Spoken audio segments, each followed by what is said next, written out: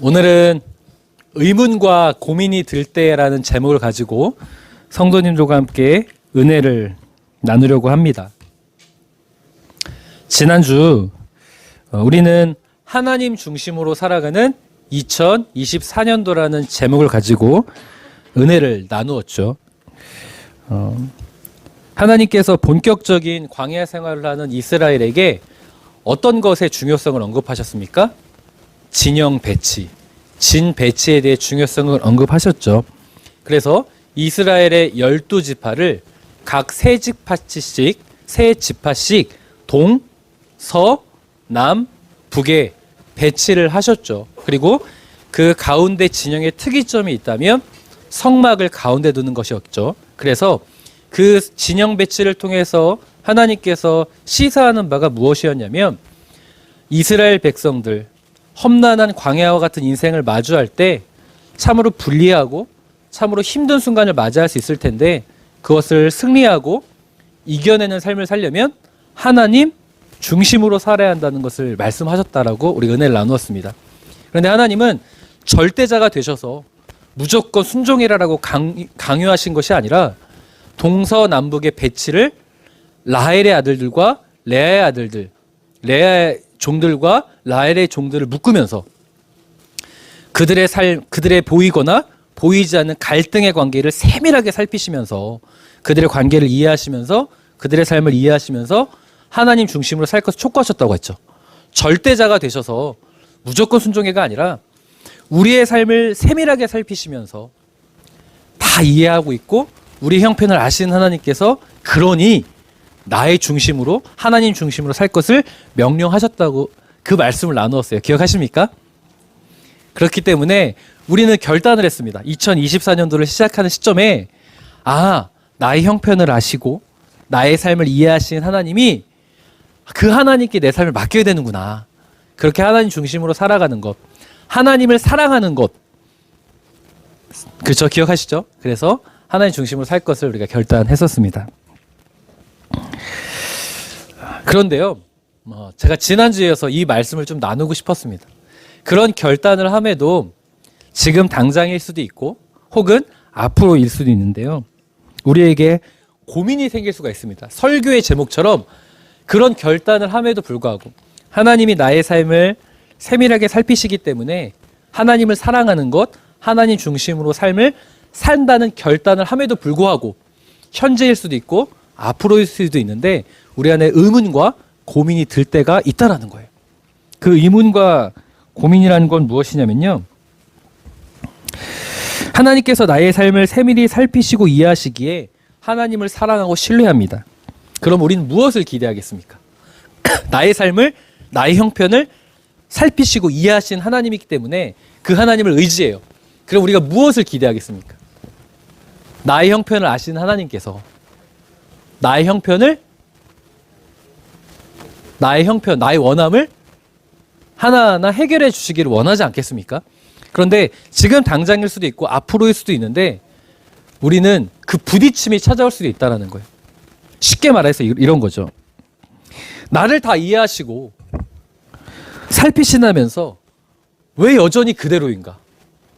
아니 어쩌면 더 힘이 드는가? 라는 의문과 고민이 들 수 있다는 겁니다. 이런 의문과 고민에 대하여 오늘 본문이 우리에게 답을 해주고 있어요. 이런 의문과 고민이 든다면 저는 성도님들이 이사야 28장을 꺼내들 수 있었으면 좋겠습니다. 내가 하나님이 나의 삶을 살피시고 이해하시기에 내가 하나님께 나의 삶을 의탁하고 맡겨요. 그런데 충돌이 찾아온다고요. 현재일 수도 있고 앞으로일 수도 있는데 왜 그대로지? 아니면 왜 더 나빠지지? 왜 변함이 없지? 이런 의문이 들고 부딪힘이 있을 때 저는 이사야서 28장을 성도님들을 기억하고 꺼내들 수 있으셨으면 참으로 좋겠습니다. 이런 의문에 대해서 이사야 선지자는 28장 23절에 이렇게 말을 해요. 뭐라고 말을 하냐면 귀를 기울여 하나님의 말씀을 들으라. 근데 그냥 들으라고 합니까? 뭐라고 말하죠? 자세히 들으라. 이 말이 중요하다는 거예요. 그런 의문이 드는 자들에게 부딪힘이 있는 자들에게 하나님의 말씀을 어떻게 들어라? 자세히 들어라 라고 설명을 합니다. 이 본문 28장은 이사야 28장은 예루살렘 통치자들과 예루살렘에 살고 있는 이스라엘 백성들에게 주는 권면의 말씀이었어요. 왜 이 말씀을 주셨냐면 예루살렘에 사는 사람들은 이렇게 생각했습니다. 무엇을 생각했냐면 우리는 고난을 받아선 안 된다. 이렇게 생각했어요. 왜 이런 생각을 했냐면 그 당시에 이스라엘의 그 당시에 사회적 패권 국가는 아수르였습니다. 아수르라는 거대한 국가가 패권 국가였고 이스라엘을 끊임없이 위협해 왔어요. 그렇기 때문에 이스라엘은 우리는 아무리 거대한 아수르라는 그 강대국이 우리를 공격해 와도 우리는 위협받아서도 안 되고 고난받아서도 안 된다고 생각했던 거예요. 왠지 아십니까? 이스라엘은 우리는 하나님께 택함받은 자라고 생각했거든. 우리는 특별한 존재라고 생각했고 우리는 선민이라고 생각했습니다. 그래서 우리가 아수르에게 멸망이 되는가? 절대 그럴 일이 있다 없다? 없다라고 생각했어요. 우리는 그런 하나님을 믿는 우리가 하나님의 백성인 우리가 하나님께 택함받은 우리가 망할 리가 있다 없다? 없다라고 생각한 거예요. 마치 우리가 하나님 중심으로 살면 우리의 삶의 고난이 사라지고 이제 행복한 일들만 가득하겠지. 어려움이 있는 게 말이 되는가? 이 어려움이 사라지지 않는 게 말이 되는가? 라고 생각하는 것과 마찬가지입니다. 그들의 생각을 보고자 하면 사실 우리의 생각과 일맥상통한 것 같아요. 우리가 그런 생각을 가지고 신앙생활을 한다는 거죠. 내가 하나님을 믿는데, 내가 하나님을 섬기는데 나에게 고난이 오는 게 말이 되는가? 이런 생각을 가지고 신앙생활을 한다라는 거예요. 그 당시 이사야서 28장에 나와 있는 예루살렘 사람들과 우리들과 별반 다를 차이점이 없다라는 겁니다. 그렇기 때문에 어려움이 찾아오면 의문이 드는 거예요. 고민이 드는 거예요. 아니 내가 하나님 열심히 믿는데 내가 하나님 중심으로 사는데 왜 나에게 이런 일이 발생하는가? 왜 나에게 이런 어려움이 발생하는가? 의문과 고민과 부딪힘이 있다라는 거죠. 그런 의문과 고민, 부딪힘을 가진 자들을 향하여 이사야 선지자가 28장을 주는 거예요. 내용은 아주 간단합니다. 하나님께서 각 사람의 삶을 다루시는 방법이, 인도하시는 방법이 각기 다르다는 거예요. 그래서 그것을 농부의 비유를 들어 설명합니다. 농부의 비유를 통해서. 이사야 선지자는 농부의 비유를 통해 이런 말을 하죠. 24절 함께 읽겠습니다. 시작.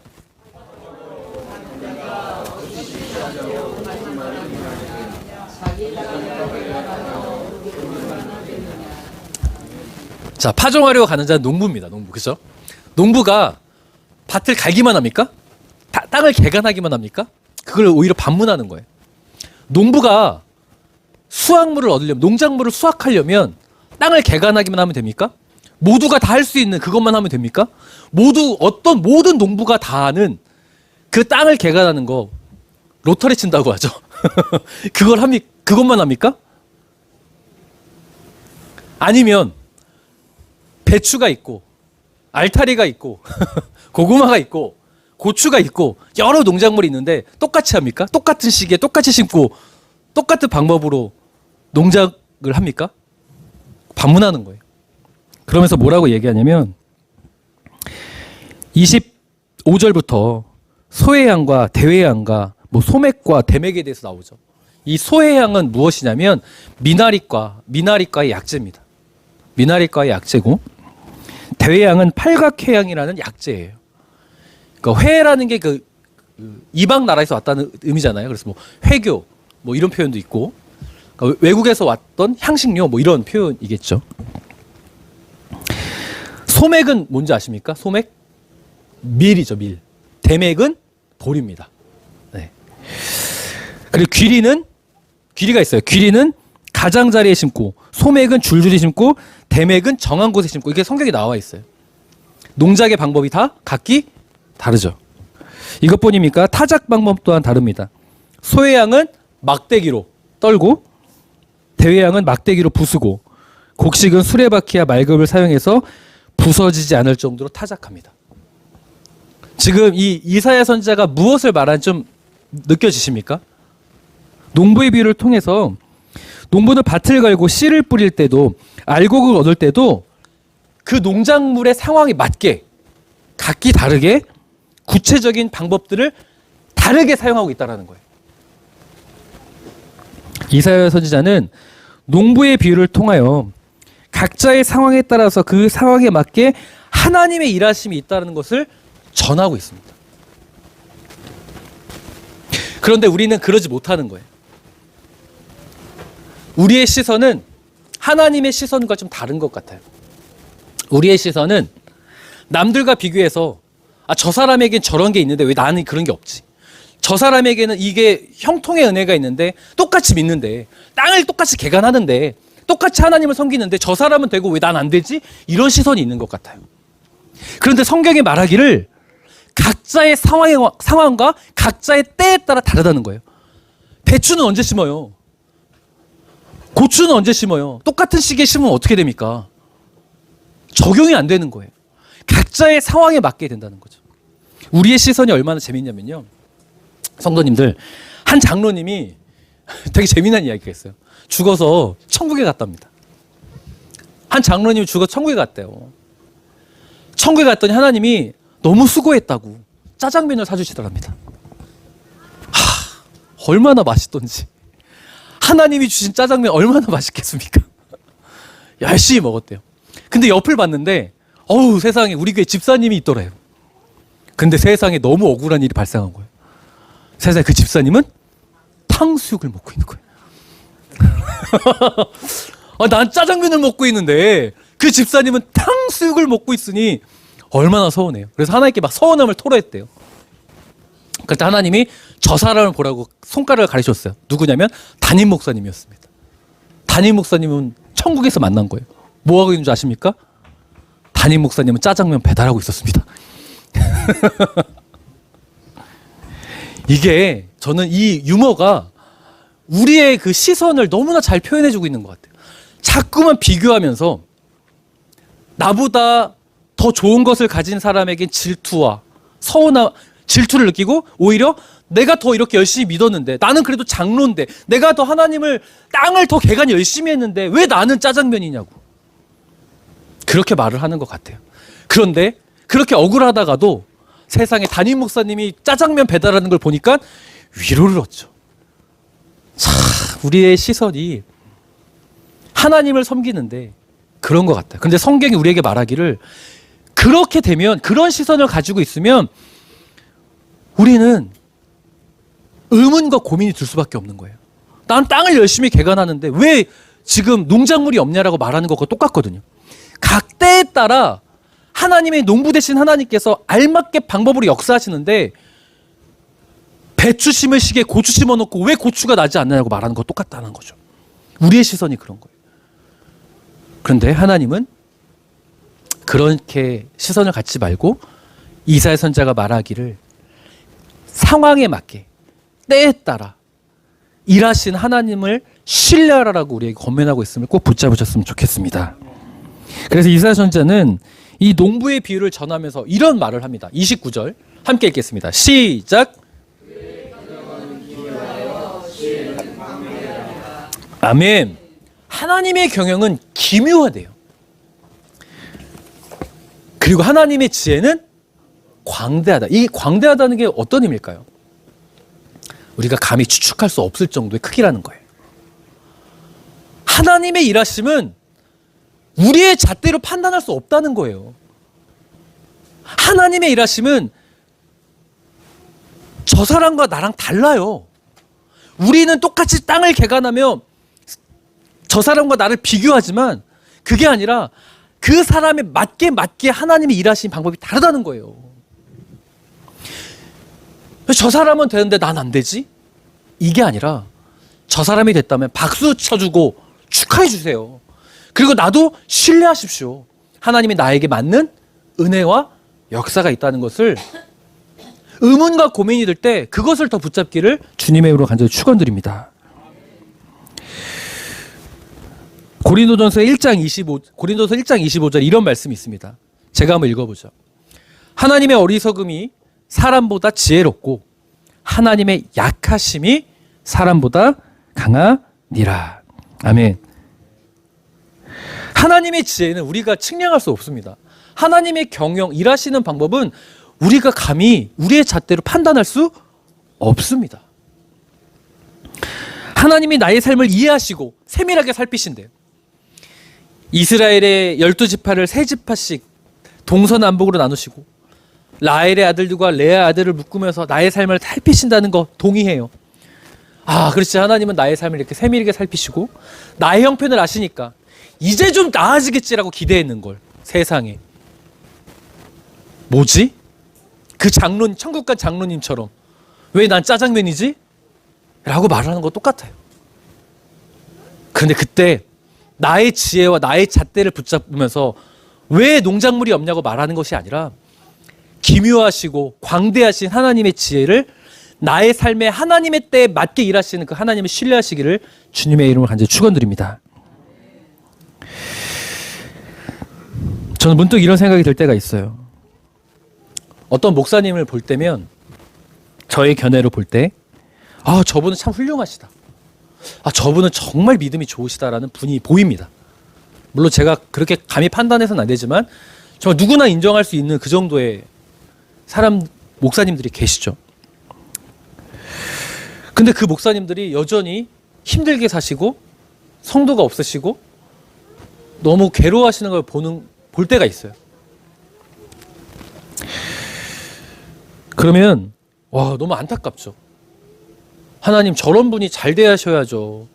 왜 저렇게 힘들게 목회를 하셔야 됩니까? 라는 의문이 들 때가 있습니다. 특별히 제가 이번 주에 대전을 내려갔다 오지 않았습니까? 이제 오늘 저녁에도 내려가는데요.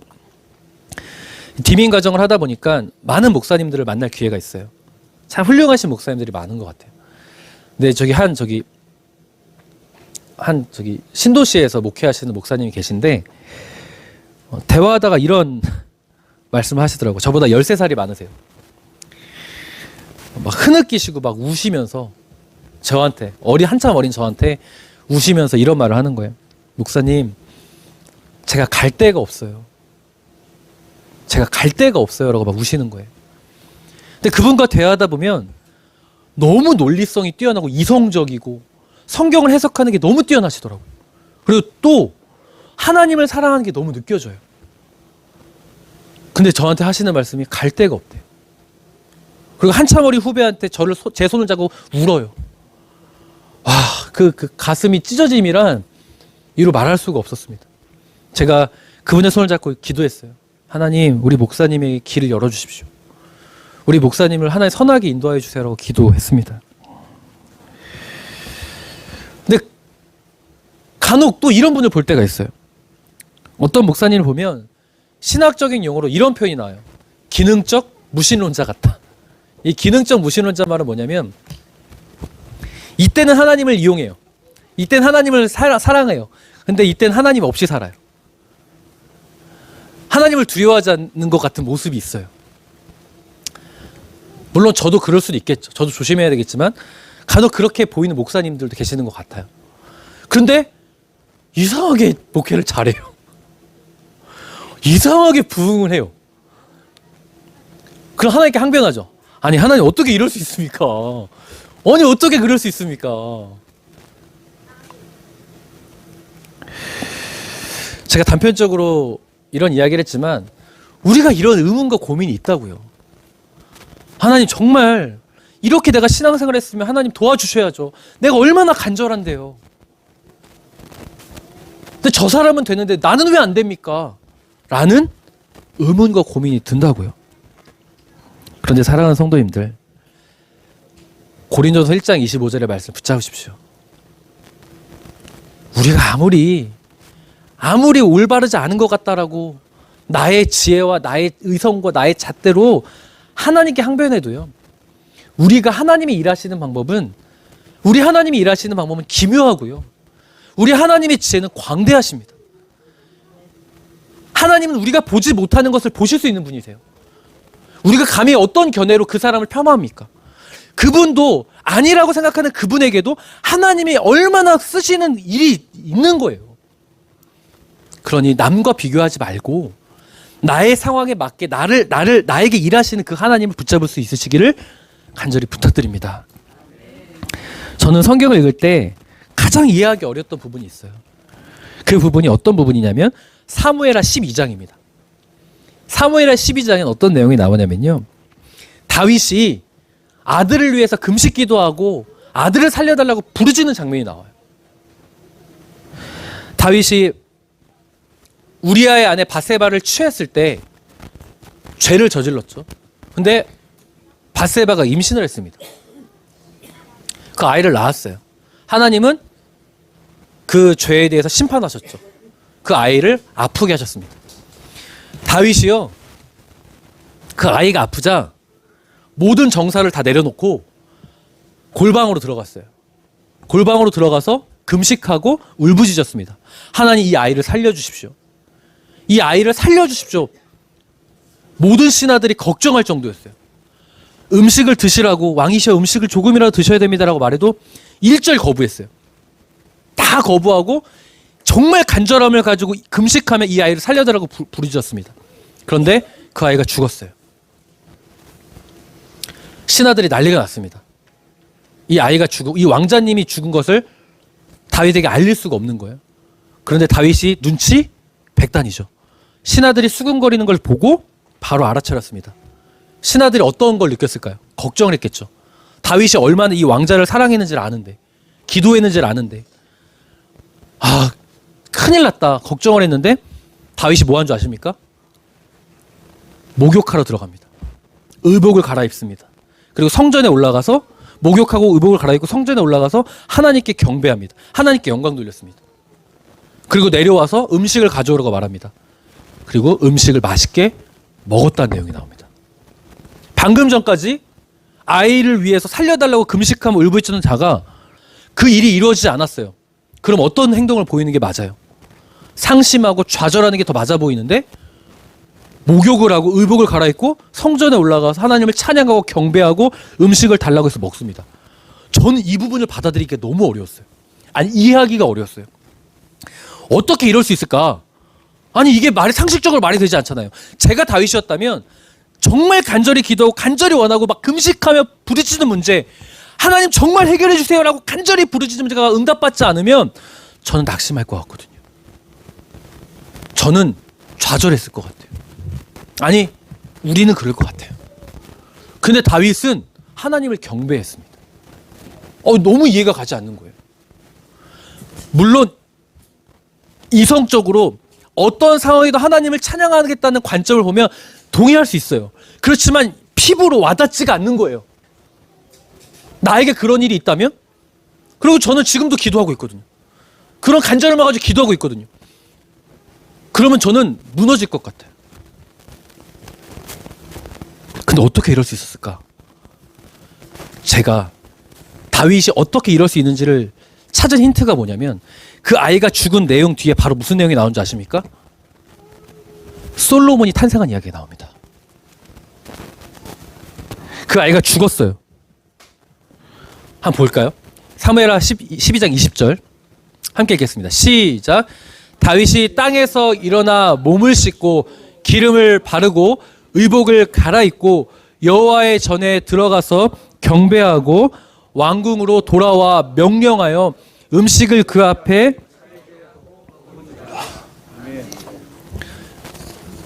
제가 말씀드렸던 내용과 똑같이 나오죠.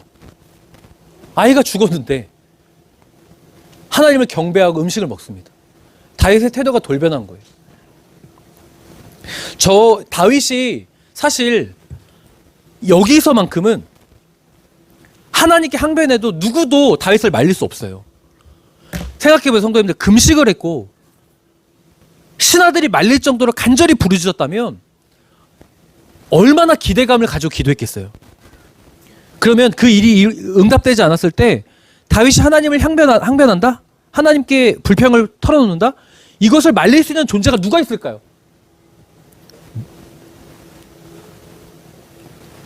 그런데 다윗은 억울함을 호소하지 않아요.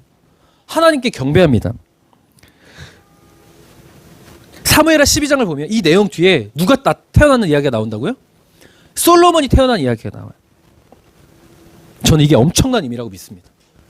무슨 의미냐면 지금 이 사건 앞에 무엇이 동시에 주어지고 있냐면 죽음과 생명이 동시에 이루어지고 있다는 거예요.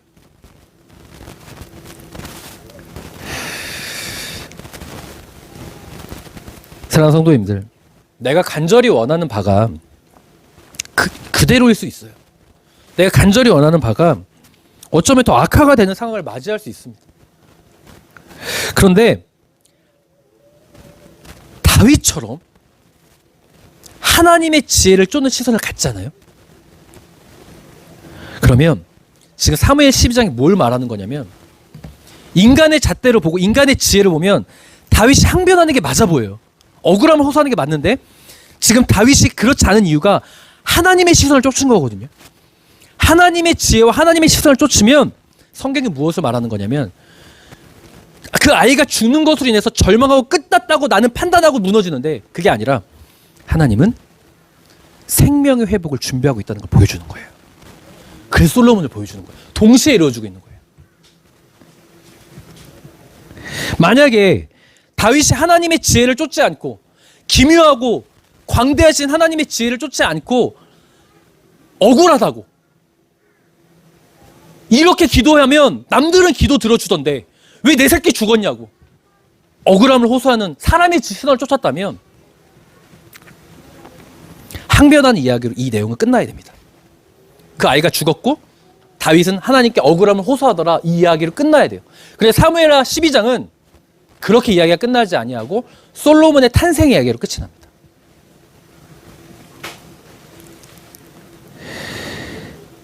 다윗은요 자신의 이성과 견해를 쫓지 않고 이해할 수 없어도 농부가 각 시에 맞게 농작을 한 것처럼 하나님의 나의 삶에 이해할 수 없어도 나의 삶에 맞게 일하신다는 것을 붙잡은 거예요. 그 지혜를 쫓았기 때문에 울음을 멈추고 성전에 올라가 하나님을 경배한 겁니다. 그러니 사랑하는 성도님들, 나의 삶을 세밀하게 살피시고 이해하시기에 하나님 중심으로 살라는 권면 앞에 때로는 나의 이해로는 이 상황이 받아들이기 어렵고 억울한 것 같고 변함이 없는 것 같다 할지라도 각 곡식에 맞게 농작하시는 각 사람의 상황에 맞게 일하시는 하나님의 지혜를 쫓는 다윗이 우리가 되었으면 좋겠습니다. 왜냐하면 그럴 때 그 아이가 죽었다로 내용이 끝나는 것이 아니라 솔로몬이 탄생했다는 이야기로 끝이 나는 회복의 역사가 우리에게 임하게 되어지는 거예요. 저는 흐느끼는 목사님에게 말씀드렸습니다. 저보다 13살 많으셨어요. 겸손하게 말씀드렸습니다. 제가 뭐라고 말한 줄 아세요? 제가 뭐라고 맞춰보십시오. 뭐라고 말했을까요?